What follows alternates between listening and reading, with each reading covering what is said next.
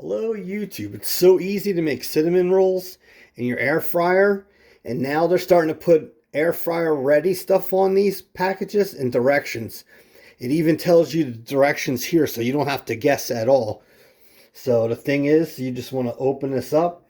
All right YouTube, so here's the cinnamon rolls, and here's the frosting, and we have the basket with the liner.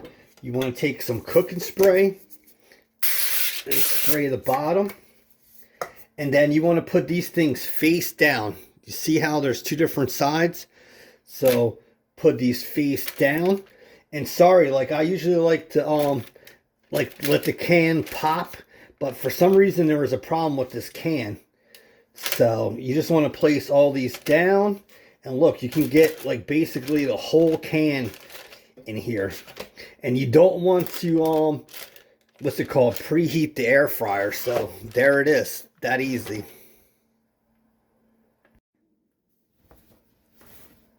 All right, so we want to put that in there.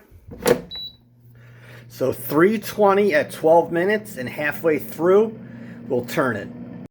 All right, so it says turn food. So look at these.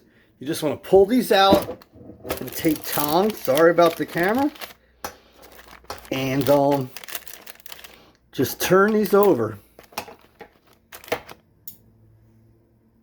All right, so all of them are turned over. Push it in. Let it finish off at 320 degrees, 4 minutes. See you at the plate. And then right after that, we're going to add that really nice frosting. All right, YouTube, and that's what it's like after 12 minutes. Can't go wrong. Now you have that frosting. So take the frosting, and you just want to cover these. And that is so simple. And there you have it, YouTube. You see how the frosting melts on the cinnamon rolls? And look at that. Can't go wrong there. And it only takes 12 minutes. Please subscribe, hit the like, and I'll see you at the next Air Fryer Tuesday.